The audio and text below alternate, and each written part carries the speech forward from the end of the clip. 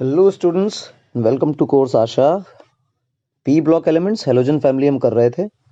Lecture 5 आज है। हमने ऑक्सी एसिड्स कर लिए थे, ऑक्सो एसिड्स कर लिए थे हेलोजन्स के, जिसमें क्लोरीन के एसिड्स पे मेन फोकस हमारा था। लेकिन क्योंकि क्लोरीन के चारों टाइप के एसिड्स मिलते हैं, फ्लोरीन सिर्फ हाइपोहेलस एसिड देता है, ब्रोमीन जो है वो हेलिक एसिड नहीं देता, आयोडीन भी उसी तरह हेलिक एसिड नहीं देता। क्लोरीन ऐसा एक एलिमेंट है जो कि चारों तरह के ऑक्सो एसिड्स देता है। अब क्योंकि ऑक्सो एसिड दे रहा है क्लोरीन, तो फिर चारों एग्जाम्पल्स उसी में पढ़े जाते हैं, इसलिए हम क्लोरीन की चर्चा कर रहे थे। वहीं से बात को आगे बढ़ाते हैं, शुरुआत करते हैं लेक्चर 5 की। P block halogen family lecture 5 शुरुआत करें। ऑक्सो एसिड्स की थोड़ी बहुत और डिटेल डिस्कशन की। अगर हाइपोक्लोरस एसिड, चार तरह के थे, hypochlorous acid, chlorous acid, chloric acid और परक्लोरिक एसिड। तो पहला वाला एग्जांपल देखें, जो क्लोरीन है, हमने लुईस डॉट स्ट्रक्चर करके देखा था। अभी इसका थोड़ा बहुत और भी अच्छा काम कर लेते हैं। ओ और यहाँ H, ये एक लोब लोन पेयर का, ये एक लोब लोन पेयर का और ये एक लोब लोन पेयर का। आपको दिखाई देता होगा कि 3 लोन पेयर हैं और एक सिग्मा बॉन्ड है क्लोरीन के पास। ये सी लिख दिया मैंने गलती से, Cl है वो, ठीक है ना। क्लोरीन के 3 लोन पेयर और एक सिग्मा बॉन्ड, यानी कि इसका sp3 हाइब्रिडाइजेशन दिखाई देता है। इसी तरह आप क्लोरीन का क्लोरस एसिड बनाने की कोशिश करें, डबल बॉन्ड के साथ यहाँ O बनेगा। 2 लोन पेयर इसके पास होते हैं, 2 लोन पेयर हो गए, एक ऑक्सीजन यहाँ पे। तो यहाँ भी आप क्लोरीन देख लीजिए, 2 सिग्मा बॉन्ड है, 2 लोन पेयर है। भले ही एक पाई बॉन्ड आ गया है, कोई दिक्कत वाली बात नहीं है, लेकिन 2 सिग्मा बॉन्ड 2 लोन पेयर, तो जो हाइब्रिडाइजेशन है वो फिर से sp3 हो जाता है। इसके बाद क्लोरिक एसिड की चर्चा करें, ये double bond O, double bond O, फिर इसका एक लोन पेयर का लोब, यहाँ पे ऑक्सीजन, सिंगल बॉन्ड H। ये स्ट्रक्चर है। मैं sp3 हाइब्रिडाइजेशन तो बता ही रहा हूँ, साथ ही साथ ये समझिए कि स्ट्रक्चर बनाते जा रहे हैं। तो हम क्लोरस एसिड, क्लोरिक एसिड, पर क्लोरिक एसिड और पहला वाला हाइपोक्लोरस एसिड, इन सारे एसिड्स के स्ट्रक्चर भी देख रहे हैं, ठीक है। तो डबल बॉन्ड जो होता है उसमें एक सिग्मा एक पाई होता है। तो 2 डबल बॉन्ड्स हैं, यानी एक सिग्मा एक पाई, एक सिग्मा एक पाई, तो 2 सिग्मा यहाँ से मिल गए।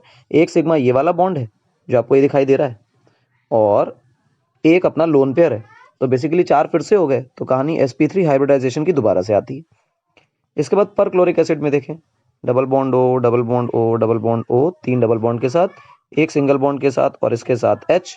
तो फिर वही बात कि एक सिग्मा सिंगल बॉन्ड के साथ O से है, फिर एक सिग्मा डबल बॉन्ड में, एक सिग्मा डबल बॉन्ड में, एक सिग्मा डबल बॉन्ड में, तो 4 इसके पास सिग्मा बॉन्ड्स हैं, यानी कि sp3 हाइब्रिडाइजेशन है। तो चारों तरह के एसिड्स जो बन रहे हैं क्लोरीन के, oxo acids, hypochlorous acid, chlorous acid, chloric acid और परक्लोरिक एसिड, इन चारों एसिड्स में अगर आप गौर से देखें तो क्लोरीन का हाइब्रिडाइजेशन sp3 है। अच्छा, ये सब सवाल डायरेक्टली पूछ लिए जाते हैं कि भैया बताइए क्लोरीन का हाइब्रिडाइजेशन क्या होगा। ऑल्दो आपको निकालना आता है हाइब्रिडाइजेशन, बट अगर स्ट्रक्चर नहीं आता होगा और लोन पेयर्स नहीं आते होंगे, कितने होते हैं, कहाँ मार्क करने हैं, या किसमें है किसमें नहीं है, तो फिर काम चलेगा नहीं। इसका मतलब ये हुआ कि आपको स्ट्रक्चर आने चाहिए, और जो लास्ट लेक्चर के आखिरी सेगमेंट में पढ़ाया था लुईस डॉट स्ट्रक्चर, वो भी आना चाहिए, वो बहुत इंपॉर्टेंट है, ठीक है। तो ये तो रहा हाइब्रिडाइजेशन और स्ट्रक्चर किसका, ऑक्सो एसिड्स ऑफ क्लोरीन का। बाकी सब भी सिमिलर ही चलने वाले हैं, जो जो एसिड्स अवेलेबल हैं आप उनका ऐसा बना सकते हैं, ठीक है। नया डिस्कशन क्या, एसिडिक स्ट्रेंथ, ठीक है ना। लास्ट लेक्चर में कर भी चुके हैं, एक और बार देखेंगे एसिडिक स्ट्रेंथ। देखिए भाई, एसिडिक स्ट्रेंथ किस पर डिपेंड करती है। हम लोग पहले कर चुके थे लास्ट लेक्चर में कि हाइपोहेलस की ज़्यादा होती है या हाइपो हेलस की ज़्यादा होती है, कि हेलिक की ज़्यादा होती है या पर हेलिक की ज़्यादा होती है, सब हम लोग कर चुके थे।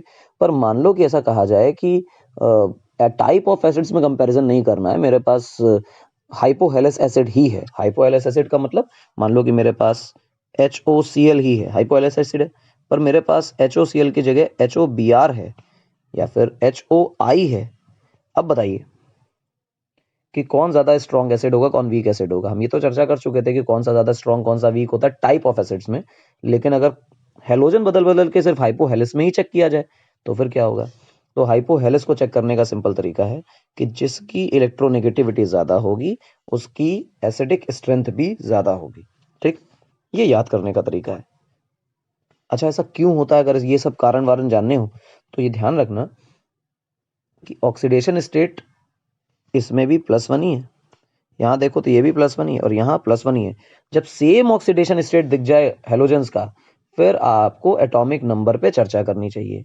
जैसे जैसे एटॉमिक नंबर बढ़ता चला जाएगा, इलेक्ट्रोनेगेटिविटी घटती चली जाएगी। जैसे जैसे इलेक्ट्रोनेगेटिविटी घटती चली जाएगी, वैसे वैसे एसिडिक स्ट्रेंथ घटती चली जाएगी। ठीक है ना? तो हम एटॉमिक नंबर को तो छोड़ दो, वो तो सिर्फ ट्रेंडिंग के लिए है। इलेक्ट्रो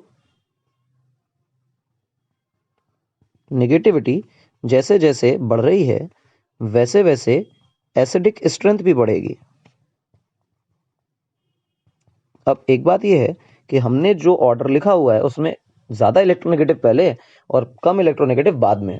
इसका यह मतलब हुआ कि हमारा डिक्रीजिंग ऑर्डर में हमने लिख रखा है, तो electronegativity increases, acidic strength increases, electronegativity decreases, acidic strength decreases. ये बात अपने को जरूर आनी चाहिए। कोई दिक्कत तो नहीं? बिल्कुल।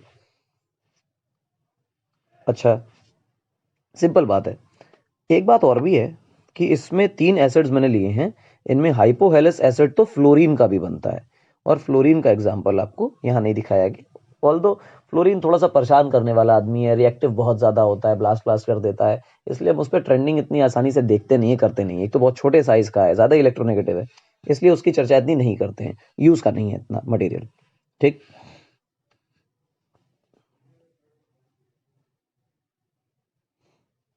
अब देखो,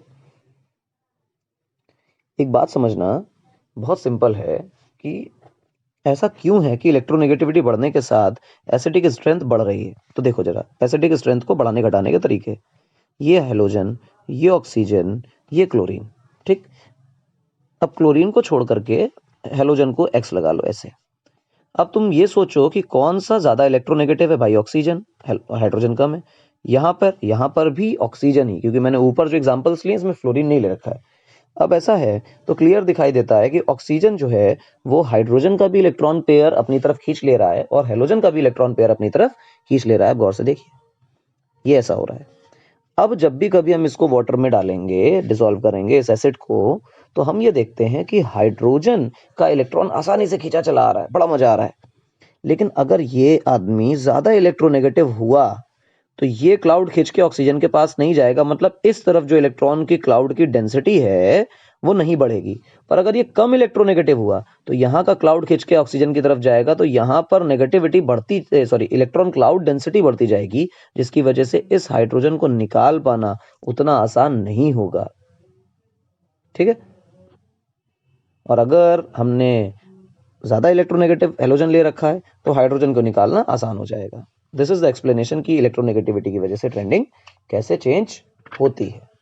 ठीक है, कोई बड़ी बात नहीं है। अच्छा, और देखें, हाइपोहेलस एसिड की एक बहुत विशेष बात है कि वो बहुत अच्छा ऑक्सीडाइजिंग एजेंट होता है। ठीक।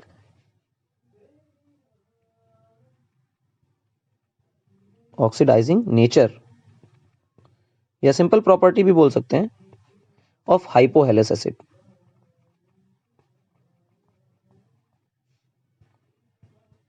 अच्छा भाई, हाइपोहेलस एसिड का ऑक्सीडाइजिंग नेचर क्या होगा? समझे क्या होगा? कुछ खास नहीं है हाइपोहेलस एसिड में। सच्चाई की बात तो ये है कि आप HOCl लेते हैं तो एक OCl माइनस निकल जाएगा और एक प्यार से H प्लस निकल जाएगा। सच बात है।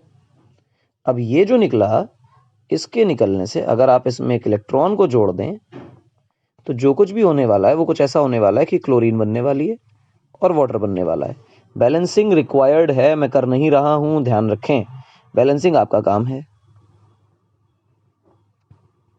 बैलेंसिंग रिक्वायर्ड, ये तो आपको करना है, ये हो जाएगा। इसी प्रकार से आप OBr माइनस में लगा लीजिए। ठीक, H प्लस निकाला, इलेक्ट्रॉन मिला, इलेक्ट्रॉन मिलेगा तो क्या होगा? Br2 निकलेगा और H2O निकलेगा। अच्छा, गौर से देखो, इसमें कुछ इलेक्ट्रोड पोटेंशियल्स होते हैं। अगर आपने पढ़ रखा है तो अच्छी बात है, नहीं पढ़ा है तो बस अभी सुन लीजिए, जैसे जैसे वीडियोस आते जाएंगे आप उनको पढ़ते जाइएगा।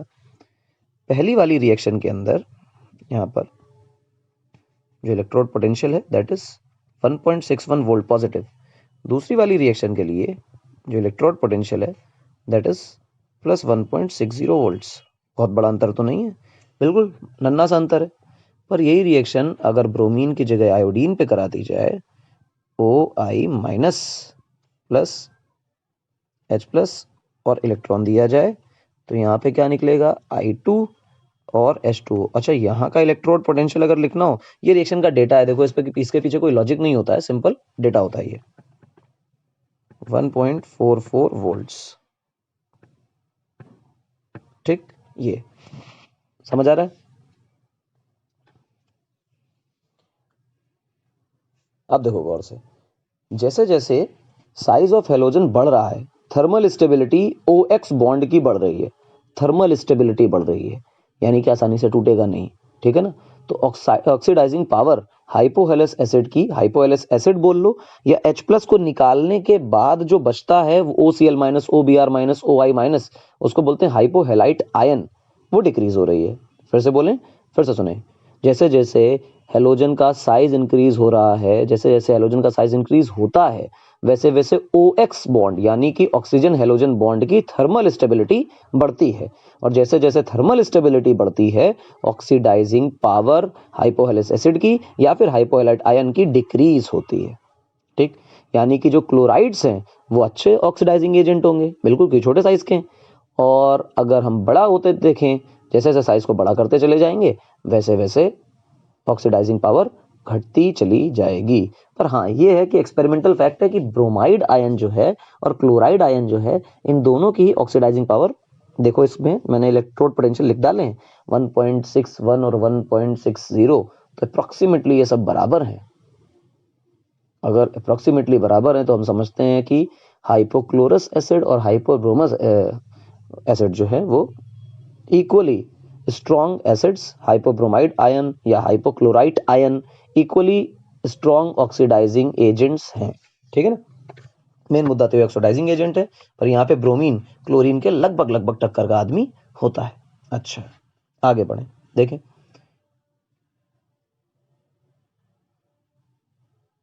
ऑक्सीडाइजिंग पावर या एसिडिक स्ट्रेंथ पे चर्चा कर लें पहले। हाँ, एसिडिक स्ट्रेंथ पे डिस्कशन करते हैं, किसका, पर हेलिक एसिड का, एसिडिक स्ट्रेंथ ऑफ पर हेलिक एसिड।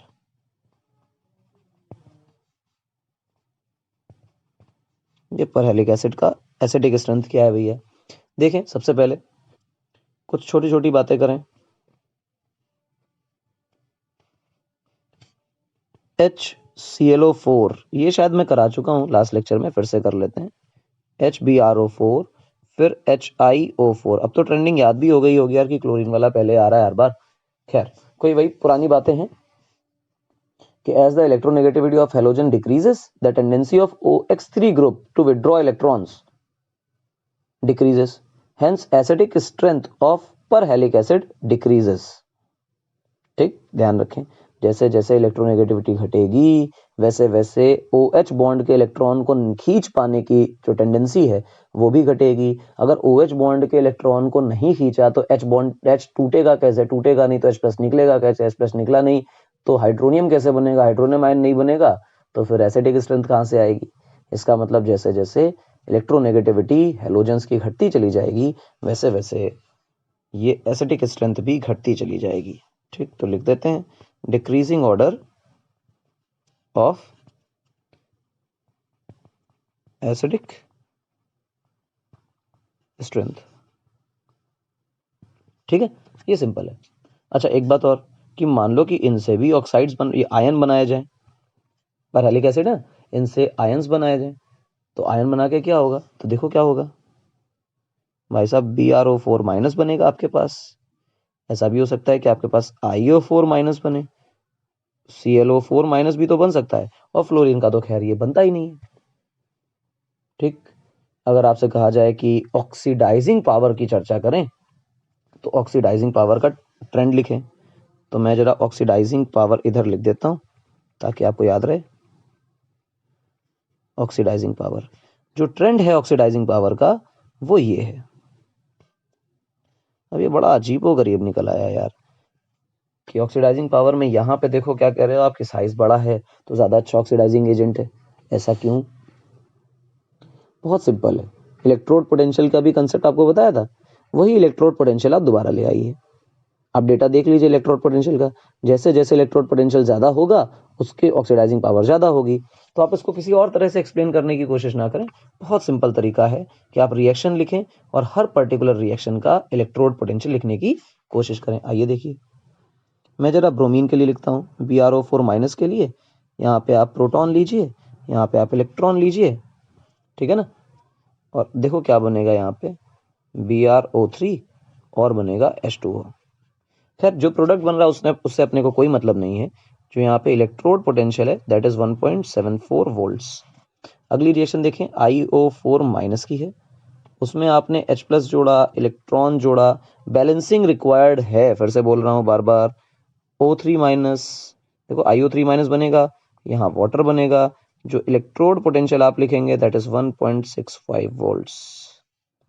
ठीक, ClO4- आप लगा दीजिए, H+ लिखिए, इलेक्ट्रॉन खिला दीजिए, क्या बनेगा बेटा ClO3-, ठीक है ना, और ये H2, यहाँ भी माइनस है भाई, ये 1.19 वोल्ट्स।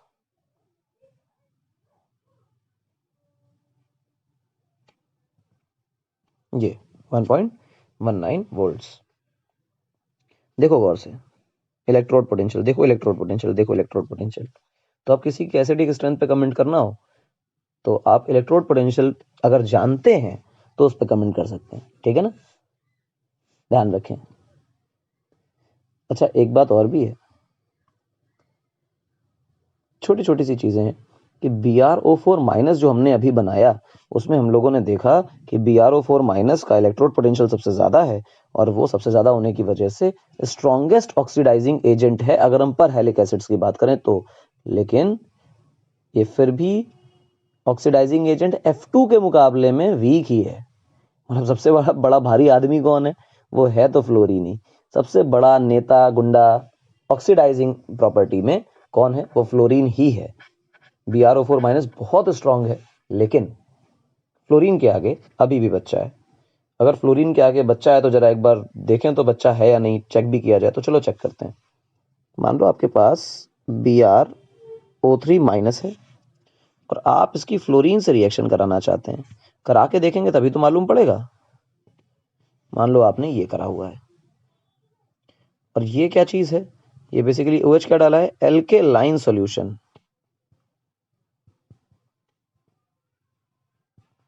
एल्केलाइन सॉल्यूशन में अगर आप BrO3- की रिएक्शन फ्लोरीन से करा देते हैं तो देखो क्या बनेगा, BrO4- और फ्लोरीन- और फिर H2O। अब इसकी भी बैलेंसिंग बाकी है, बैलेंसिंग कर लीजिए। गौर से देखो ये क्या सीन है और ये क्या सीन है, एक ऑक्सीजन ऐड करा दिया भाई ब्रोमीन में। तो कॉमन सेंस कहता है कि फ्लोरीन ज्यादा ऑक्सीडाइजिंग एजेंट है। पहले ही बताया था कि पापा आदमी है, जब भी कभी लड़ाई झगड़ा होगा फ्लोरीन ही जीतेगा ऑक्सीडाइज करने की अगर बात आती है तो। अच्छा, अगर इनकी टक्कर की जाए कि कौन ज्यादा स्ट्रॉन्ग ऑक्सीडाइजिंग एसिड होगा, कौन स्ट्रॉन्ग एसिड होगा पर हेलिक एसिड में, अगर हेलोजन अलग अलग करके बात की जाए, यानी HClO4 की चर्चा हो और HBr वगैरह की चर्चा हो अगर की जाए, तो आई थिंक हम लोग ये कर चुके हैं शायद। चलो ऐसे करके देखते हैं, HClO3 की चर्चा करें और HClO की चर्चा करें। ये क्या किया, हेलोजन एक ही रखा और टाइप ऑफ एसिड बदल दिया है। अभी हम लोगों ने इससे पहले क्या किया था, टाइप ऑफ एसिड सेम रखा था, हेलोजन बदल दिया था, ठीक है ना, ध्यान रखें इस बात को। कौन ज्यादा स्ट्रॉन्ग एसिड होगा, ये ऐसे कैसे, गौर से देखो, यहाँ +7 स्टेट है, यहाँ +5 स्टेट है, यहाँ +3 स्टेट है, यहाँ +1 स्टेट है। जितना ज्यादा ऑक्सीडाइजिंग स्टेट, ऑक्सीडेशन नंबर या ऑक्सीडेशन स्टेट मोर पॉजिटिव होगा, उतना ही ज्यादा स्ट्रॉन्ग एसिड होने वाला है। ठीक है, सिंपल है। अब जो चर्चा बची है वो इंटर हेलोजन कंपाउंड्स की है। हम पहले भी इंटर हेलोजन कंपाउंड्स को थोड़ा बहुत देख चुके हैं, देख लेते हैं दोबारा से। What are inter halogen compounds?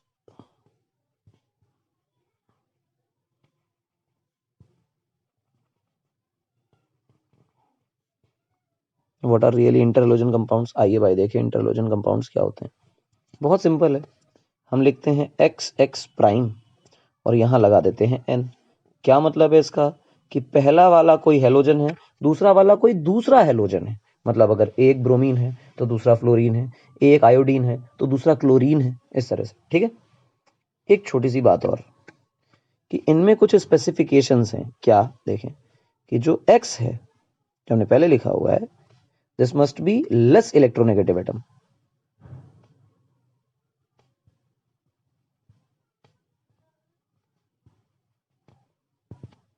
ठीक। देन X प्राइम, ये अपने को याद रखना है। दूसरी बात, अगर ऐसा है कि जो X है वो X प्राइम से कम इलेक्ट्रोनेगेटिव है, तो दिमाग में एक बात ये भी आनी चाहिए कि जो X है वो हायर हेलोजन है। ठीक है ना। लेस इलेक्ट्रोनेगेटिव का मतलब क्या? Higher halogen. ये हायर का मतलब क्या है? जिसका साइज बढ़ाओ, एटॉमिक नंबर बढ़ाओ, मास नंबर बढ़ाओ।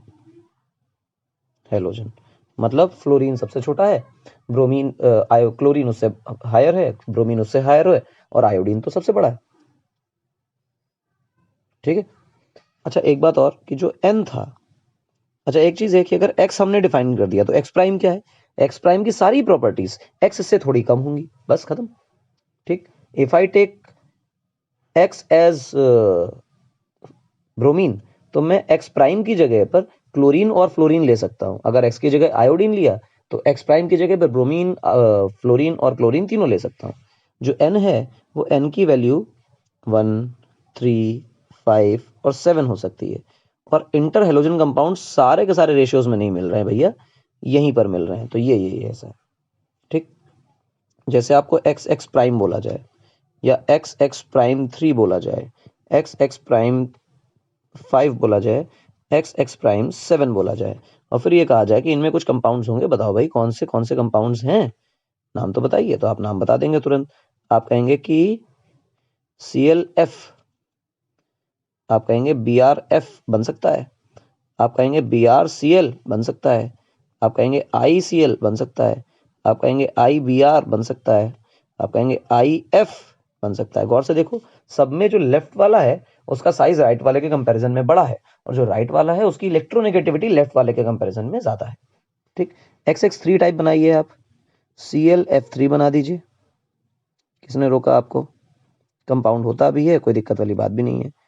इसी प्रकार से BrF3 बना दीजिए, इसी प्रकार से आप IF3 बना दीजिए, कोई दिक्कत नहीं है किसी को, अच्छा भी लगता है। आप बनाना चाहें तो ICl3 बना दीजिए, ये भी सही है। ठीक है। ClF5 बना दीजिए, BrF5 बना दीजिए, और IF5 भी कंपाउंड बनता है। ध्यान रखें कि हर पॉसिबल कॉम्बिनेशन आपको नहीं बनाना है, आपको वही कंपाउंड्स लिखने हैं जो नेचर में एग्जिस्ट करते हैं। जैसे XX7 के अंदर आप लिखें तो आप IF7 लिखेंगे तो ठीक है, आप I के साथ क्लोरीन का 7 लिख देंगे तो गलत हो जाएगा, कंपाउंड ही नहीं होता है। तो जो एग्जाम्पल आपको कराए जा रहे हैं वो एक मतलब कॉम्बिनेशन बना के बैठा के नहीं करा दिया कि देखो ऐसा सा हो सकता है, ये वो कंपाउंड है जो मिलते हैं, जो होते हैं। ठीक है। तो इनमें ध्यान रखें, IF7 तो इंपॉर्टेंट है। अच्छा अब देखो नाम कैसे रखा जाता है, तो नोमेनक्लेचर पे थोड़ा सा डिस्कशन कर लें।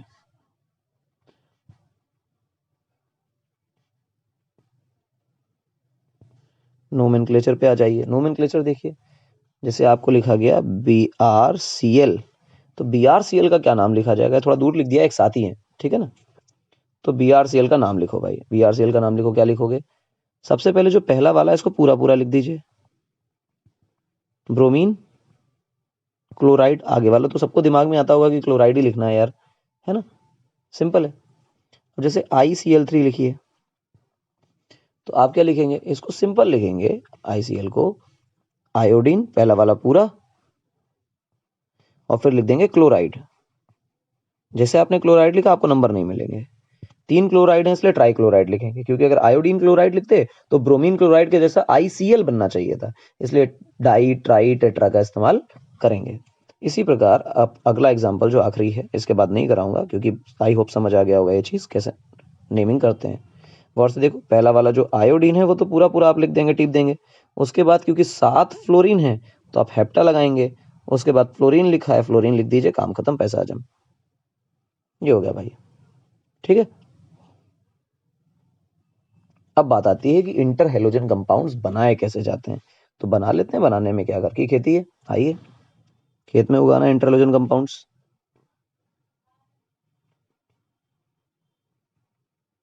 Preparation of inter halogen compounds.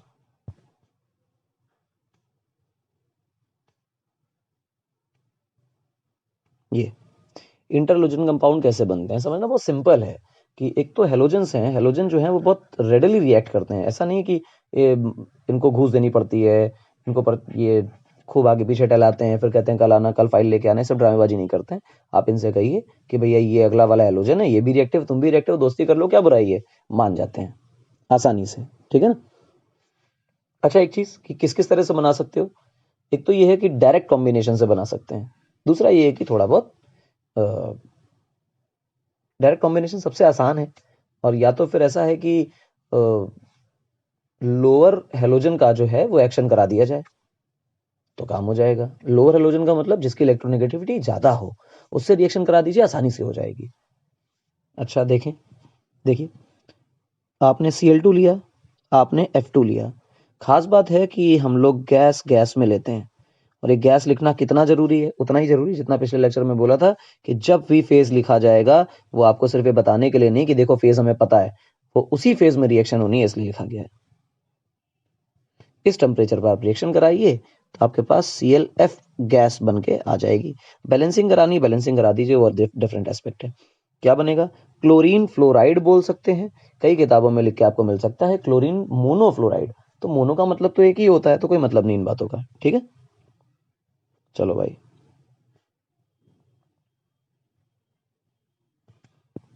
आइए देखिए, Cl2 प्लस F2, ठीक है ना। अब आप क्या करना चाहते हैं, आपकी इच्छा ये है कि आपने ClF बना दिया, क्लोरीन मोनोफ्लोराइड आपने बना लिया। लेकिन अगर ऐसी आपकी इच्छा होती कि मेरी फ्लोरीन जो है वो ज्यादा मात्रा में जुड़ जाए, ClF3 बन जाए, ClF3 बन जाए, और ज्यादा बन जाए, और ज्यादा बन जाए, तो क्या करेंगे, तो देखिए क्या करेंगे। आप एक काम करें कि आप इसको एक्सेस में ले लें, फ्लोरीन को, ठीक, और टेम्परेचर थोड़ा बहुत और बढ़ा दें, 570 केल्विन के आसपास ले लीजिए, ठीक। ऐसा करने पर क्या होगा कि सबसे पहले जो बनेगा वो बनेगा तो ClF ही, ऐसा नहीं कि ClF के बाद ClF3 डायरेक्ट बन जाएगा। जो यहाँ से प्रोडक्ट आना है सबसे पहले तो आप ये लिख लीजिए कि भैया ClF3 आना है, ये भी आपको गैस में ही लेना था, और ये भी आपको गैस में ही लेना है, और ये जो बन के आ रहा है भी गैस में ही बन के आएगा, टेम्परेचर इतना ज्यादा है तो बन के तो गैस में ही आएगा। लेकिन दिमाग में एक बात रखनी है कि डायरेक्टली ClF3 नहीं बना है। एक्सेस में लेने का फायदा क्या है, सुनो, एक्सेस में लेने का कारण क्या है कि जब आप ClF2 रिएक्शन कराएंगे तो बनेगा, क्योंकि और कोई कैटलिस्ट वगैरह आपने लिया नहीं है, तो बनना तो उसको ClF ही है, जो ऊपर वाली रिएक्शन हो रही है वही बनना है। लेकिन जब ClF बन जाएगा उसके बाद जो बची हुई F2 है, क्योंकि F2 आपने थोके भाव ले रखी है एक्सेस में, जितनी एक्स्ट्रा बची हुई मुंह मारती हुई एक्सेस F2 है, जो कह रही है कि मुझे तो रिएक्शन करने को मिला ही नहीं, तो जब उसको क्लोरीन नहीं मिलेगी तो कहेगी ClF तो है, इसी से मिट जाओ, क्योंकि फ्लोरीन तो महा रिएक्टिव, प्रचंड फ्लोरीन गैस है और सीधी सीधी रिएक्ट करती है, और हाईली इलेक्ट्रोनेगेटिव है, सीधा रिएक्ट करेगी, उसको ऑक्सीडाइज करेगी और ClF3 बना देगी। मजा आया, क्लोरीन ट्राईफ्लोराइड बन गया। अच्छा, इसका मतलब ये हुआ कि अगर इस स्टेप के बाद ही ये स्टेप होने वाला है तो क्यों ना हम ये कहें कि ClF मेरे पास है, उसमें अब हम फ्लोरीन की और रिएक्शन करा दें और टेम्परेचर को लगभग 500 केल्विन के आसपास रखें, तो क्या हमारे पास ClF3 बन जाएगा। हाँ बिल्कुल बन जाएगा, बस ये कि ये भी गैस लेनी है आपको और ये भी गैस लेनी है आपको। अच्छा, बहुत बढ़िया। मतलब ये है कि अगर ये पता चल जाए कि रिएक्शन हो किस पाथ से रही है तो हम उस पाथ के किसी मटेरियल को लेकर भी तो काम चला सकते हैं, बिल्कुल चला सकते हैं, ऐसा ही करते हैं। आइए देखिए क्या कहानी है। अब जैसे आपसे कहा गया कि आयोडीन की आपको रिएक्शन करानी है, आयोडीन जो है आपका सॉलिड है, मजा आया आपको सॉलिड लेके। इसके बाद देखें आपने क्लोरीन लिया, क्लोरीन को आपने लिक्विड ले लिया, ठीक। अच्छा, एक बात और देखें गौर से, जो रिएक्शन लिखी जा रही है थोड़ी थोड़ी बैलेंस्ड है, यानी इक्वी मोलर लिए जा रहे हैं। गौर से देखो तो यहाँ भी इसका 1 मोल है और यहाँ भी इसका 1 ही मोल है, तो हम कह सकते हैं कि रिएक्शन इज इक्वी मोलर, ठीक। या फिर जो रिएक्टेंट लिए जा रहे हैं इक्वी मोलर है। इससे क्या होगा, ICl बनता है, ठीक। ICl जो बनेगा ये सॉलिड फेज में आता है, और बैलेंसिंग करनी है 2 लगा दीजिए, तो बना गया आयोडीन मोनोक्लोराइड। सर अभी तो आपने मोनो नहीं बोला था। अरे बोल दो यार, ना बोलो तो भी ठीक है। आयोडीन मोनोक्लोराइड, सिंपल है, आसान है, अच्छा भी है। अगली रिएक्शन देखें, मान लो आपने ब्रोमीन से रिएक्शन कराने की कोशिश की। ब्रोमीन तो रूम टेम्परेचर पे लिक्विड होता है, ले लीजिए लिक्विड। इसके बाद आपने कहा कि आप F2 की रिएक्शन कराएं। F2 जो है वो गैस है। हाँ, इस रिएक्शन में थोड़ी सी प्रॉब्लम है कि आप इसमें N2 डाल दीजिए, F2 को N2 के साथ मिला दीजिए, तो हम ये कहते हैं कि डाइल्यूटेड विथ N2, नाइट्रोजन के साथ इसको डाइल्यूट कर दिया गया। ठीक, डाइल्यूट करने के बाद क्या बनेगा, BrF3। बैलेंसिंग कर लीजिए, ये बैलेंसिंग हो गई। ब्रोमीन ट्राई फ्लोराइड जो बनता है वो लिक्विड फेज में होता है, आपको फेजेस याद होने चाहिए, इंपॉर्टेंट है। अगला देखें, मान लो कि आपने ब्रोमीन ले रखा है और फ्लोरीन ले रखा है। मैं कहीं भी आपको बैलेंसिंग करके नहीं दिखा रहा हूं, ये आपका काम है, आप करते रहिएगा। हाँ, जैसे पहले हम लोगों ने किया था क्लोरीन में, इस बार भी यही कर लें कि फ्लोरीन को एक्सेस में ले लें। जब आप एक्सेस में लेंगे तो क्या बनने वाला है, तो बनने वाला है BrF5, और जो बन के आएगा वो लिक्विड फेज में होगा। सर जो BrF5 बन के आया क्या पहले जैसा ही है? हाँ बिल्कुल, पहले क्लोरीन में था, वही मैकेनिज्म है कि पहले बनेगा BrF3 ही, जो लेफ्ट में रिएक्शन लिखी हुई है। ये BrF3 बनने के बाद जो बची हुई फ्लोरीन है, ये ड्रामेबाजी करके BrF3 से ही रिएक्शन कर जाएगी, क्योंकि जहां भी होती है अगर इसको सामने जो मिल रहा है उसको इसको ऑक्सीडाइज करना है, तो रिएक्शन करने से कोई रोक नहीं सकता। तो जो एक्सेस में फ्लोरीन है वो BrF3 बने हुए को BrF5 में कन्वर्ट कर देती है, जो कि लिक्विड स्टेट में हमें मिलता है।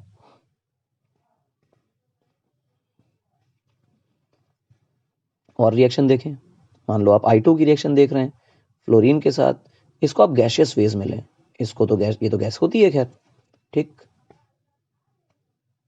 अब इसकी रिएक्शन अगर आप देखें तो क्या बनने वाला है, IF। जो IF बनेगा वो गैस में बन के आएगा। Wow, simple reactions. आप I2 की रिएक्शन जो है वो फ्लोरीन से करा दीजिए, और फ्लोरीन को मान लीजिए कि आपने एक्सेस में ले रखा है, मजे से खूब धड़ल्ले से आपके पास फ्लोरीन है, आप इसमें ले लीजिए, तो आपके पास जो बन के आएगा वो IF7 बन के आएगा। बैलेंसिंग इज योर्स, करते रहिए, ठीक। ऐसा भी हो सकता है कि अगर आप I2 लें और F2 लें और एक्सेस में फ्लोरीन ना लें, बहुत एक्सेस में ना लें, तो ये IF5 में भी बन सकता है। हाँ, खास बात यह है कि ये भी गैस होती है और ये भी गैस होती है। गैस होती नहीं है बेसिकली, ये भी रिएक्शन में आपको गैसियस फेज में मिलेगी ड्यू टू हाई टेम्परेचर्स। अच्छा, बहुत बढ़िया। कुछ और भी बातें हैं क्या इंटर हेलोजन एसिड, ये जो हमने बनाए कंपाउंड्स, इनके बारे में कुछ और भी बातें? बिल्कुल और भी बातें हैं। देखिए बहुत सिंपल है, कुछ तो स्ट्रक्चर हैं और कुछ इनके प्रॉपर्टीज हैं, है ना। जैसे आप एक्स एक्स प्राइम की बातें करें, तो एक्स एक्स प्राइम में आपके पास ClF है ना, BrF है, आपके पास IF है, आपके पास BrCl है, आपके पास ICl है, आपके पास IBr है। इसमें जो IF है ये थोड़ी सी नौटंकी करता है। नौटंकी क्या करता है, इसकी तबीयत सही नहीं है, ये बहुत अनस्टेबल है, कब चला जाएगा इसका कोई भरोसा नहीं, ये तुरंत रिएक्ट कर जाता है, अनस्टेबल है। पर फिर भी ठीक है, पाया तो जाता ही है, ऐसा नहीं कि नहीं पाया जाता है। पहली बात यह है कि पहली वाली चीज जो है वो कलरलेस है और गैस है। दूसरी चीज देखें, जो सेकंड वाला है ये पेल ब्लू है और गैस है। मैंने ब्लू लिख दिया, ब्लू बोल भी दिया शायद, ब्राउन होती है, ब्लू कहां से हो गई, BrF, ये गैस है। IF7 देखें, सबसे पहली बात कि ये जो है ये बहुत मुश्किल आदमी है। IF7 आसानी से मिलता नहीं है, बहुत रिएक्टिव है, तो किसी कीमत पे इसको हम देख नहीं पाते हैं। इसको स्पेक्ट्रोस्कोप्स की मदद से डिटेक्ट किया जाता है, ना कि ये हमारे पास एक स्टेबल कंपाउंड है ना, तो आसानी से मिलता नहीं। इसको हम कलरफुल देखेंगे, हाँ भाई क्या सॉल्यूशन बना रहा है वगैरह वगैरह, इस तरह की ड्रामेबाजी हम कर नहीं पाते हैं। हम ये कहते हैं कि ये स्पेक्ट्रोस्कोप की मदद से डिटेक्ट किया जाता है कि है या नहीं है, ठीक। दूसरी बात, ये गैस फेज में मिलेगा आपको, ठीक। ये जो आदमी है ICl, that is Ruby red,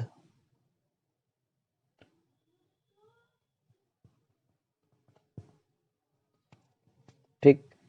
ये रूबी रेड है। रूबी रेड को ब्राउन रेड भी किताबों में लिखा मिल जाएगा, है ना। कुछ भी मिल जाएगा, कुछ भी नहीं, मतलब रूबी रेड भी मिल सकता है, रूबी रेड, रेड ब्राउन भी मिल सकता है, रेडिश ब्राउन मिल सकता है, किताबों में ब्राउन भी मिल सकता है, तो कोई डरने की जरूरत नहीं है, बात एक ही है। थोड़ा सा डार्क रेड होता है जो ब्राउनिश ब्राउनिश टाइप दिखता है, जिसको हम मरून कलर बोल देते हैं, डार्क, उस टाइप का कुछ होता है। पर आप समझे कि रूबी रेड जो लिखा है वो ठीक है, कोई दिक्कत नहीं। ऊपर वाला भी रेड ही है, ये अल्फा फॉर्म में मिलता है और ये बीटा फॉर्म में मिलता है। अब ये मत पूछना अल्फा बीटा फॉर्म क्या होती है, भूल जाइए आप इसको। जो IBR है वो ब्लैक है, और दूसरी बात ये है कि ये सॉलिड है। ठीक, इसकी और प्रॉपर्टी देखें, जो सबसे पहला वाला आदमी, सारे के सारे जो स्ट्रक्चर हैं, ये पहला वाला आदमी लीनियर है, दूसरा भी लीनियर है, तीसरा भी लीनियर, और सारे के सारे लीनियर है। All structures are linear. सबसे बड़ी बात, तो अगर एक्स एक्स प्राइम करके आपको उसका पूछ लिया कि स्ट्रक्चर बताओ, तो आप घबराए नहीं, तुरंत तुरंत बताइए कि भैया सारे के सारे लीनियर है। एक्स एक्स प्राइम 3 के स्ट्रक्चर्स के बारे में बात करें, तो आपके पास कुछ कंपाउंड्स हैं जो बहुत अच्छे हैं, जैसे ClF3 आपको मिलता है, स्टैंडर्ड कंपाउंड है ना। BrF3, उसके बाद IF3, उसके बाद ICl3। ये है पहली चीज, तो ये कलरलेस है। दूसरी चीज, ये येलो लिक्विड है, येलो नहीं बोलना चाहिए, येलो ग्रीन बोलना चाहिए, है ना, तोतिया टाइप का कलर, थोड़ा डार्क हो जाता है उससे। ये येलो है और पाउडर के फॉर्म में मिलता है, और ये ऑरेंज है, और ये सॉलिड स्टेट में मिलता है, रूम कंडीशंस में सॉलिड होता है। ठीक, सारे के सारे बेंट शेप्ड होते हैं।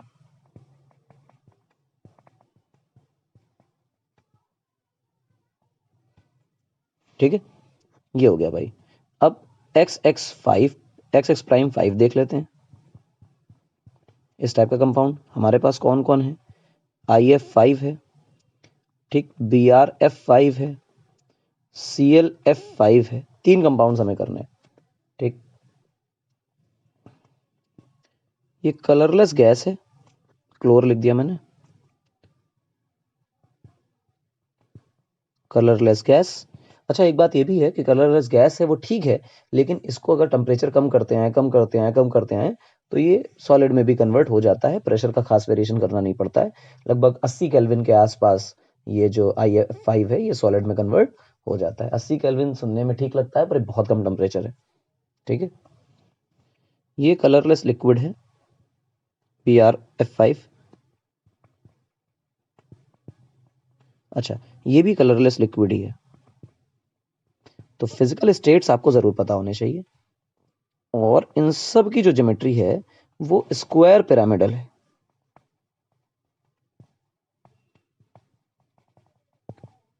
मतलब मालूम पड़ता है कि sp3 टाइप का हाइब्रिडाइजेशन हो सकता था, जिससे कोई पिरामिड बनता। उसके बाद लोन पेयर ने उसकी ज्योमेट्री को डिस्टॉर्ट कर दिया है। उस तरह की कुछ बातें अगर याद आती हैं तो बहुत अच्छी बात है ना। अब क्या बचता है हमारे पास? जो अगला सेगमेंट है वो एक ही चीज बचती है, that is x ex prime 7, यानी कि IF7। एक ही कंपाउंड हमारे पास था। ये गैस होती है, कलरलेस गैस, और पेंटागनल बाई पिरामिड।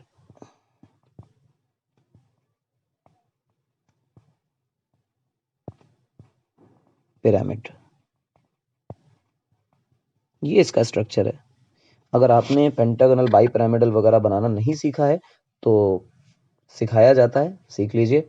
और अगर नहीं तो फिर जब इस स्ट्रक्चर्स के वीडियोस सिखाए जाएंगे, जब आपको केमिकल बॉन्ड सिखाया जाएगा, तो उसके वीडियोस में इनके स्ट्रक्चर्स कैसे बनते हैं, ये पेंटागनल बाई पिरामिड क्या है, स्क्वायर पिरामिड क्या है, बेंट टी शेप क्या है, लीनियर क्या है, ये सब समझाया जाएगा। खैर, आगे बढ़ते हैं। अभी वो हमारा मोटिव नहीं है, उस दिशा में जाना भी नहीं है। हमारा जो अगली बात है वो है, अब क्योंकि हो तो गया इंटर कंपाउंड्स, कुछ बचा नहीं है, तो फिर प्रॉपर्टीज आती है। किन की प्रॉपर्टीज आती है? Of inter halogen compounds.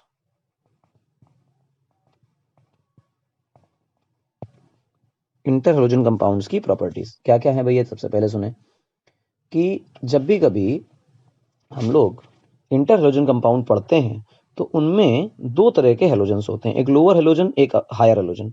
Higher का मतलब जो बड़ा होगा। ठीक, तो सबसे पहली बात ये निकल के आती है कि larger halogen serves as central atom, जो बड़ा हेलोजन होगा वो सेंट्रल एटम की तरह काम करेगा, बिहेव करेगा, उसी को हम सेंट्रल एटम मानेंगे। खैर हम क्या मानेंगे, हम तो ये समझते हैं कि जो सबको जोड़कर रखता है वही सेंट्रल एटम होता है। हाँ यही तो सीखा उसमें, और कुछ तो सीखा नहीं।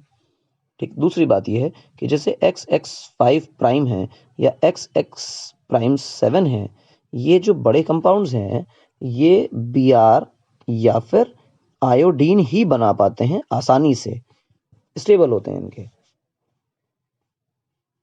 क्यों ऐसा होता है? उसका कारण है कि मान लो आपके पास एक छोटा एटम है, इसके आसपास आपको बहुत सारे एटम जमाने हैं, ये मुश्किल काम है। आपके पास बड़ा एटम है, इसके पास आसपास आपको छोटे एटम जमाने हैं, ये आसान काम है। You can collect smaller atoms around a very large atom very easily, लेकिन अगर छोटे एटम के आसपास बहुत सारे एटम जमाने हो तो मुश्किल काम है। इसलिए बड़े एटम्स जैसे ब्रोमीन है या फिर आयोडीन है, उनके आसपास फ्लोरीन जैसे छोटे एटम्स को इकट्ठा कर पाना आसान है, इसलिए IF7 आसानी से बनाया जा सकता है। इसके अलावा और देखो दूसरे नहीं बन रहे हैं, ठीक है ना। अब दूसरी बात यह है कि जितने भी हैं ये सारे के सारे कोवेलेंट कंपाउंड्स हैं। बॉन्ड तो कोवेलेंट बने, तो कंपाउंड्स आर कोवेलेंट। ठीक, इलेक्ट्रोनेगेटिविटी डिफरेंस है, इलेक्ट्रोनेगेटिविटी डिफरेंस तो है, बिल्कुल है, लेकिन वो स्मॉल है। स्मॉल क्यों लिखा जा रहा है? अरे भैया हेलोजन है, ये कह दो कि क्लोरीन की ब्रोमीन से ज्यादा है, वो ठीक है, बहुत ज्यादा है ऐसा कुछ नहीं है, ठीक है ना। स्मॉल इलेक्ट्रोनेगेटिविटी डिफरेंसेस होते हैं। अच्छा, और क्या बात है, समझे कि जितने भी ये अपने इंटरहेलोजन कंपाउंड्स हैं, इंटरहेलोजन कंपाउंड्स में electrons are paired, electrons are paired. और हमें पता है ये बात कि जब भी कभी इलेक्ट्रॉन्स पेयर होते हैं तो मटेरियल कैसा होता है? Diamagnetic in nature. तो भैया इंटरहेलोजन कंपाउंड्स जो हैं वो डायामैग्नेटिक इन नेचर होते हैं। आपको ये आना चाहिए, ठीक है, अच्छी बात है, आ गया, सीख लिया। हाँ ये बात जरूर है कि याद तुरंत के तुरंत करना पड़ेगा, याद नहीं करोगे तो मजा ही नहीं आएगा, याद करना तो धर्म है भाई। अच्छा, और देखें, सुनना, इस बात को समझना कि इंटरमीडिएट होंगे प्रॉपर्टीज। इंटरमीडिएट का मतलब बीच में, जैसे इंटरहेलोजन कंपाउंड दो से मिलकर बन रहा है, मान लो ब्रोमीन से और क्लोरीन से, तो जो इंटरहेलोजन कंपाउंड की प्रॉपर्टी होगी वो ब्रोमीन और क्लोरीन जो कॉन्स्टिट्यूएंट हेलोजेंस हैं इनकी प्रॉपर्टीज का ऑलमोस्ट जो एवरेज निकलेगा वो प्रॉपर्टी इंटरहेलोजन कंपाउंड की होती है। अच्छा, क्या सारी प्रॉपर्टीज होती हैं? सारी तो नहीं यार, है ना, दुनिया में ऐसा कोई नियम नहीं है जो हर जगह लागू होता हो, उसी तरह यहाँ भी सिस्टम चल रहा है। इनमें से एक एग्जांपल ऐसा है, बॉइलिंग पॉइंट और मेल्टिंग पॉइंट, ये एवरेज नहीं होता, मतलब लोअर और हायर हेलोजन का एवरेज नहीं होता। अच्छा, नहीं होता तो क्या होता है, सुनो, जैसे जैसे इलेक्ट्रोनेगेटिविटी डिफरेंस बढ़ाओगे, इलेक्ट्रोनेगेटिविटी डिफरेंस इंक्रीज करोगे, तो जो बॉइलिंग पॉइंट मेल्टिंग पॉइंट है वो इंक्रीज होता जाएगा। अच्छा, बहुत बढ़िया, समझे? हाँ। अच्छा, एक बात और भी कि ज्यादातर इसमें जो हैं वो सॉलिड्स हैं या लिक्विड्स हैं। लिक्विड्स होंगे तो वॉलेटाइल लिक्विड्स ही होते हैं, ठीक है ना, नॉन वॉलेटाइल लिक्विड नहीं होते। जो भी इंटरहेलोजन कंपाउंड्स हैं दोज आर ईदर सॉलिड्स और वॉलेटाइल लिक्विड्स, लेकिन गैसेस तो हमने ढेर सारी पढ़ी हैं। हाँ, 4-5 एक्सेप्शंस हैं गैसेस के, उसके अलावा सारे सॉलिड्स और लिक्विड्स ही हैं। तो ClF, BrF, ClF3, IF5, IF7, ये आपके सामने लिखे हुए हैं 5 एग्जाम्पल्स, अच्छे सुंदर बढ़िया टिकाऊ, ये गैसेस हैं। इनके अलावा except these all are solids और वॉलेटाइल लिक्विड, ध्यान रखें ये बहुत इंपॉर्टेंट है। अच्छा, जितनी प्रॉपर्टी बता रहा हूँ मोर देन इनफ है, इतना अगर पूछ ले तो मान लो कि पेपर बहुत शानदार आया था, ठीक है ना, ये हो गया खत्म। अब थर्मल स्टेबिलिटी की बात करो। What is thermal stability? Thermal stability decreases as the size difference और electronegativity difference between the two halogen atom decreases. क्या मतलब हुआ? जैसे जैसे इलेक्ट्रोनेगेटिविटी डिफरेंस कम हो जाता है वैसे वैसे स्टेबिलिटी यानी थर्मल स्टेबिलिटी कम हो जाती है। अब अच्छा, बहुत बढ़िया। सुने, thermal stability.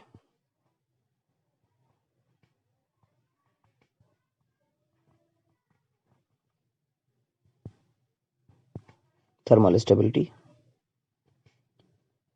as electronegativity difference decreases, thermal stability also decreases। ये ध्यान रखना है। अच्छा, अगर ऐसा है तो जरा बताओ। बताते हैं, देखो एग्जाम्पल को ले लो, तुरंत समझ आ जाएगा। BRF देखिए, CLF देखिए, ICL देखिए। अच्छा, इनके एग्जाम्पल देखो। जो इलेक्ट्रोनेगेटिविटी का डिफरेंस है वो I और F के बीच में 1.5 का है, BR और F के बीच में 1.2 का है, CL और F के बीच में 1.0 का है, I और CL के बीच में 0.5 का है। तो जो थर्मल स्टेबिलिटी है वो IF की बहुत ज्यादा है। ये ऑर्डर है। अब देख लीजिए इलेक्ट्रोनेगेटिविटी डिफरेंस। अच्छा, अभी हमें कैसे पता चलेगा इलेक्ट्रोनेगेटिविटी का डिफरेंस इतना ज्यादा है? तो भैया एक चीज है कि जो इंडेक्स है इलेक्ट्रोनेगेटिविटी का वो कम से कम फ्लोरीन के लिए, क्लोरीन के लिए, ब्रोमीन के लिए, आयोडीन के लिए और ऑक्सीजन के लिए याद होनी चाहिए, मिथाइल के लिए। ये अगर याद नहीं है तो फिर थोड़ा सा प्रॉब्लम है, जरूर याद होना चाहिए। ठीक है, सुने, ये तो हो गया। अब आपको चर्चा करनी है आयनाइजेशन की, कि आयनाइज कराइए भैया। एक बहुत लॉजिकल बात है कि आसानी से आयनाइज हो जाएंगे। आप किसी भी स्टेट में ले जाइए, किसी भी मतलब जैसे सॉल्यूशन बनाइए इंटरलोजन कंपाउंड्स का, तो आयनाइज तो हो जाएंगे। तो आयनाइजेशन अगला टॉपिक आता है। आयनाइजेशन देखिए, मान लीजिए आपके पास ICL है, 2 मोल ले लीजिए। आयनाइजेशन जब भी कराओगे आप तो रिवर्सिबल टाइप की रिएक्शन होती है, इस बात को विशेष ध्यान रखें। आयोडीन पॉजिटिव में जाएगा। पॉजिटिव में क्यों जाएगा? क्योंकि लेस इलेक्ट्रोनेगेटिव है, तो इलेक्ट्रॉन इसका लूट लिया जाएगा और ये तड़ता रहेगा बेचारा। ठीक, ये और ICl2- ये हो गया। ये क्या बात हुई यार? कुछ नहीं हुआ। बेसिकली हुआ क्या, समझे कि एक आयोडीन, एक ICl कंपाउंड आपने लिया, ICl में I और Cl अलग हो गए। ठीक, ऐसे हुआ, ऐसे। ये I, ये Cl, इन्होंने इलेक्ट्रॉन लिया। लेने के बाद क्या हुआ कि I बन गया प्लस और Cl बन गया माइनस। ये वाला Cl जा करके ICl को अटैक कर देता है और ICl को अटैक करने के बाद क्या बन जाता है? ICl2-। ये हो रहा है। क्लियर है मेरी बात? सिंपल है, आसान है। आसान के अलावा कुछ भी नहीं है भैया। सोचे नहीं कि टफ है सब, है ना? अच्छा, एक बात और, कि और भी हो सकता है कि और भी कंपाउंड्स होते हैं, उनकी कैसे इलेक्ट्रोलिसिस होती है। हाँ, थोड़ा सा बैलेंसिंग वगैरह देखनी पड़ती है, लेकिन है तो आसानी। ये देखो, ये क्या होगा? अब टूटेगा। टूटेगा तो क्या बनेगा? गौर से देखो, ICl2+ और ICl4-। हुआ क्या भैया? जो ICl3 था, इसमें से एक Cl टूट गया। इसने तो इलेक्ट्रॉन ले लिया, लेके निकला तो क्या बना? ICl2+। समझे ना? Cl इलेक्ट्रॉन आयोडीन का लेके निकल गया तो I के ऊपर प्लस आ गया। अब जो ये इलेक्ट्रॉन निकला, ये क्लोरीन माइनस, ये क्लोरीन माइनस कहाँ पहुंच गया? क्लोरीन माइनस पहुंच गया ICl3 के दूसरे मोल के पास। तो ये क्या बन गया? ICl4-। आई होप क्लियर हो गया होगा कैसे हुआ ये काम। सिंपल है, हाइड्रोलिसिस करा लीजिए। आइए भाई, हाइड्रोलिसिस कराते हैं।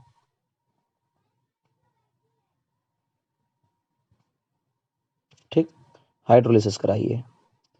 आओ भाई, हाइड्रोलिसिस देखो क्या है। आपने लिया ICl और इसके बाद इसको पानी में मिला दिया। मिलाने के बाद क्या बनने वाला है? गौर से सोचो। मेरे हिसाब से HCl तो सीधा सीधा निकल जाएगा। हाँ, HCl तो निकल जाएगा, बहुत अच्छी बात है, HCl निकल जाएगा। HCl कैसे निकल गया अभी बताते हैं, HCl कैसे निकला फिर बताता हूँ। और फिर HOI, ये क्या है? हाइपो आयोडस एसिड, है ना? पर ये हाइपोहेलस एसिड होता था, वो बन गया। अब एक लॉजिक वाली बात है यहाँ पे कि क्लोरीन इज ऑक्सीडाइजिंग एजेंट। हालांकि फ्लोरीन जितना महान नहीं है, पर फिर भी अपने आप में तो ताकतवर है ही। तो जो आयोडीन और क्लोरीन का बॉन्ड है, इसमें से क्लोरीन इस बॉन्ड को लेकर निकल लेगा, तो आयोडीन क्या बनाएगा? प्लस, और क्लोरीन क्या बनाएगा? माइनस। पानी अपने आप में शैतान आदमी है, जो कि H+ और OH माइनस में टूटता है। H+ और Cl की अपनी दोस्ती हो जाएगी और क्या बना लेंगे बेटा, ये HCl। और आयोडीन और OH आपस में मिल जाएंगे और ये आपस में क्या बना लेंगे, हाइपोहेलस एसिड, हाइपोआयोडस एसिड। ठीक है ना, ये तो इसकी हाइड्रोलिसिस हो गई, सिंपल है। और भी बनाना चाहो और भी हो सकते हैं, ये सबसे अच्छा एग्जाम्पल था इसलिए बता दिया। रिएक्शन विथ एल्कली मेटल्स की चर्चा करो, आओ देखो।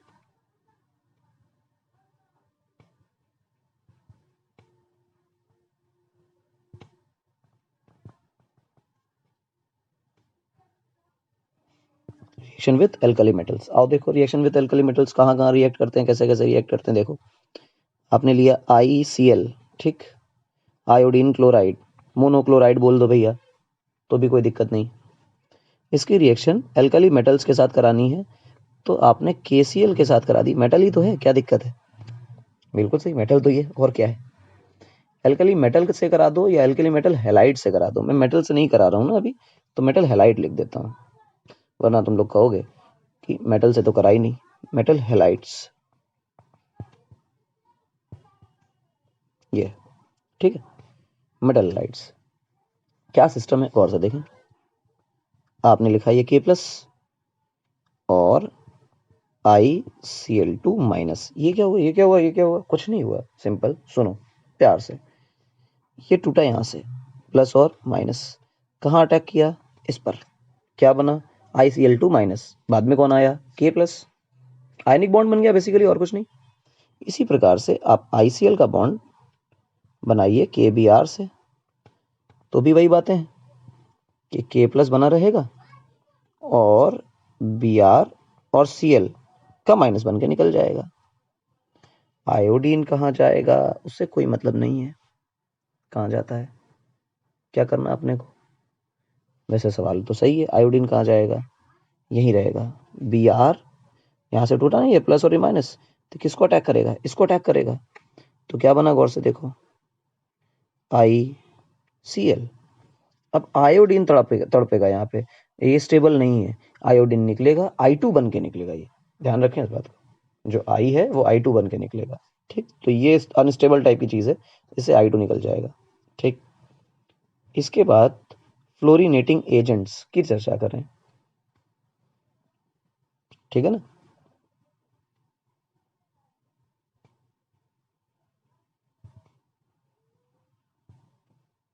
ध्यान रखना इस बात को कि बहुत इंपॉर्टेंट रिएक्शन नहीं, मैं करा दे रहा हूं अलग बात है, बहुत इंपॉर्टेंट नहीं है।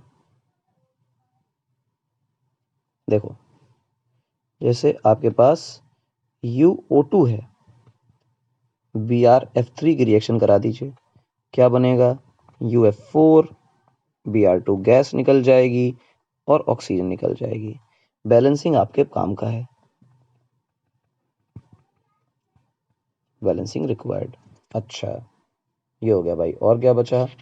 अब स्ट्रक्चर वगैरह कुछ चीजें होती हैं आपको याद होनी चाहिए, स्ट्रक्चर मैं बता नहीं रहा हूँ स्ट्रक्चर क्या है, वैसे तो बता ही चुका हूँ सारे स्ट्रक्चर, बना बना के नहीं दिखा रहा हूँ, बनाने में टाइम बहुत लगता है, कोई मतलब भी नहीं उन बातों का, है ना, बेकार की बातें हैं।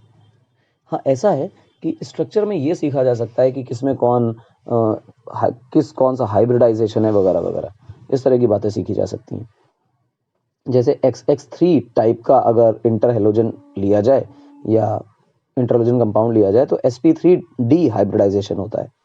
उसके अलावा XX'5 लिया जाए तो उसमें हम लोग अगर ढूंढें तो sp3d2 होता है, और XX'7 लिया जाए तो sp3d3 होता है। तो मैं लिख देता हूँ आपके सामने तो आपको याद हो जाएगा, है ना। तो अगर हम XX' लें तो यहाँ पे जो हाइब्रिडाइजेशन है, सेंट्रल एटम, ध्यान रखना कि जो हाइब्रिडाइजेशन बोला जाता है तो उसमें तो XX' में दो है ना, एक X है, तो कौन सेंट्रल एटम है, जो बड़ा वाला है वो सेंट्रल एटम है, तो सेंट्रल एटम का हाइब्रिडाइजेशन बताया जा रहा है, ध्यान रखें। तो XX3 जब लिया जाएगा तो sp3d होगा, ठीक। इसी की जगह पे X'5 लिया जाएगा तो sp3d2 होगा, और XX'7 लिया जाएगा तो sp3d3 होगा। काम खत्म, पैसा हजम। देखो भैया जो अपनी हेलोजन फैमिली थी, एक्सटेंसिव कवरेज, मतलब कम नहीं पढ़ाया है, इतना इनफ पढ़ाया है कि अगर आप जेईई मेंस के भी सवाल देखेंगे तो अगर हेलोजन फैमिली से आएगा तो इन 5 लेक्चर्स से बाहर नहीं जाएगा। सब कुछ इसी में, सारी दुनिया इसी में है हेलोजन फैमिली की। तो 5वां लेक्चर खत्म होता है, हेलोजन फैमिली निपट गई है पूरी तरह से। आप इन 5 लेक्चर को 2-2 बार देख लीजिए, नोट्स बना लीजिए, रट लीजिए, जितना हो सके कर लीजिए। इनके बाहर बोर्ड्स में या फिर किसी भी तरह के एग्जाम में नहीं जाने वाला। ये मोर देन सफिशिएंट पढ़ा दिया। ठीक है, अगले लेक्चर में मिलेंगे हम लोग तो ग्रुप 18 एलिमेंट्स यानी नोबल गैसेस के साथ। तब तक के लिए धन्यवाद।